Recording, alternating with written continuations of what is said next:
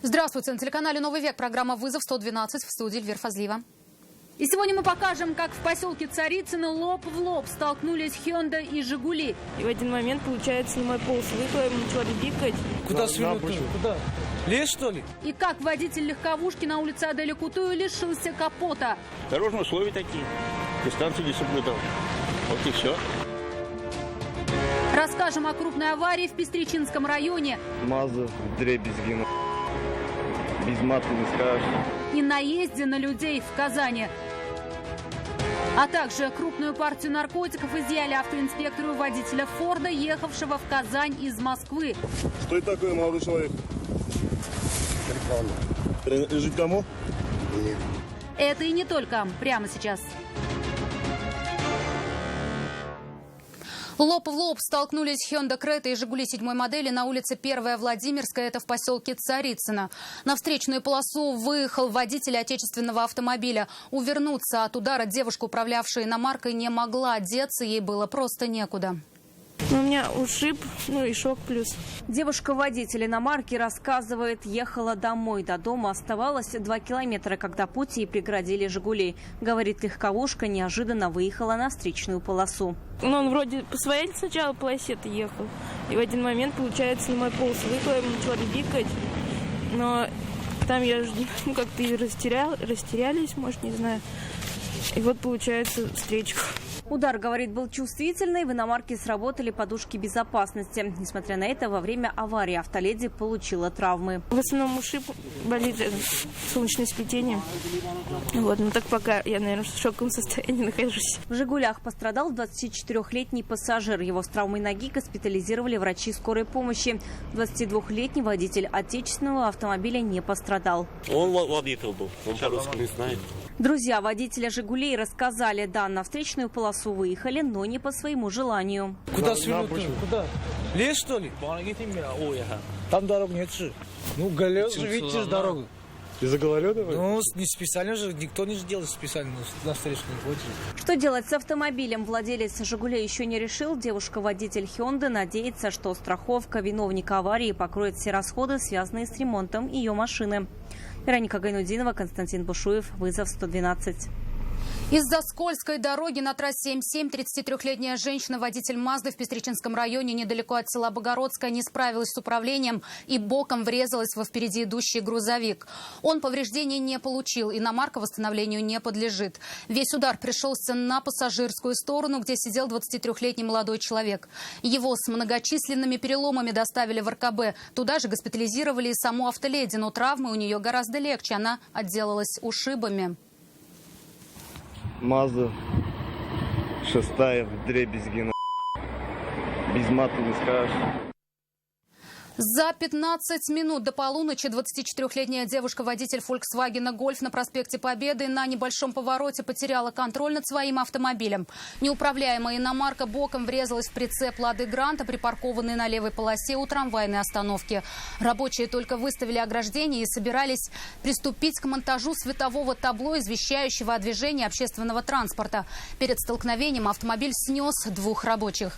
21-летний молодой человек был госпитализирован с подозрением на перелом большой берцовой кости и рядом других травм. Его коллегу от удара отбросило на остановку. Он хромал, но за помощью к медикам обращаться не стал. Что стало причиной аварии, автоледи рассказать не хотела.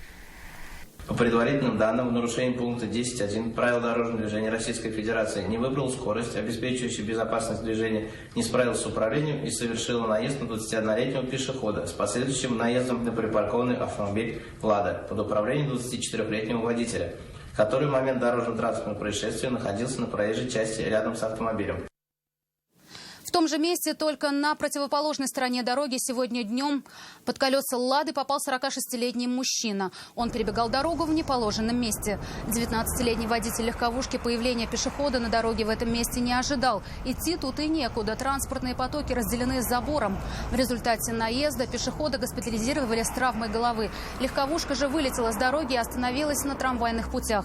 Впрочем, оттуда автомобиль вскоре убрали, чтобы не создавать помех для движения общественного транспорта. Капота лишилась Hyundai Solaris в результате аварии на перекрестке улиц Гвардейской и Аделя Кутуя. Иномарка врезалась в автобус, который остановился перед пешеходным переходом. Передняя часть Hyundai была разбита, а крышку моторного отсека от удара сорвала и откинула в сторону. Дорожные условия такие. Дистанцию не соблюдал. Вот и все.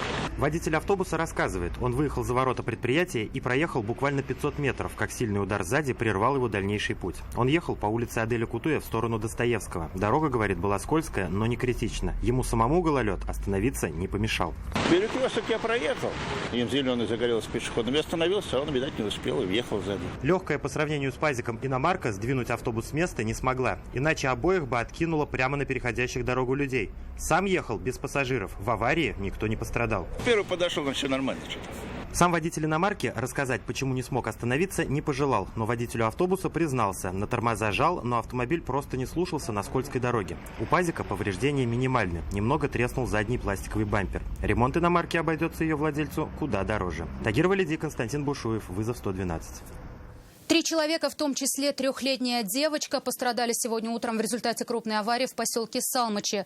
30-летняя женщина-водитель Kia ехала в сторону Кулгали. По предварительным данным, она выехала на полосу встречного движения и лоб в лоб столкнулась с едущим навстречу 23-летним водителем Hyundai. В результате дорожно-транспортного происшествия водители обоих автомобилей и 3-летнюю пассажирку автомобиля Kia с травмами различной степени тяжести госпитализировали в медицинские учреждения. 31-летний мужчина погиб, пытаясь спуститься с крыши на землю по внешней стороне одного из домов в Альметьевске. Он не удержался и сорвался вниз. Все произошло на глазах очевидцев, запечатлевших момент трагедии. По предварительным данным, мужчина был в состоянии опьянения и, вероятно, не понимал, что делает. Больше 5 килограммов мефедрона и около килограмма марихуаны обнаружили автоинспекторы в автомобиле 54-летнего жителя Подмосковья. Его остановили на стационарном посту полиции при въезде в Казань. Где мужчина спрятал наркотики и куда их вез, знает Рамиль Шайдуллин. Ты поближе подойдись. На посту его ждали. У сотрудников наркоконтроля была оперативная информация о возможной доставке в Казань крупной партии запрещенных веществ. Что это такое, молодой человек? Принадлежит кому? Нет. Сперва у водителя проверили документы, но они были не в порядке. Водитель предъявил инспекторам ДПС водительское удостоверение с признаками подделки.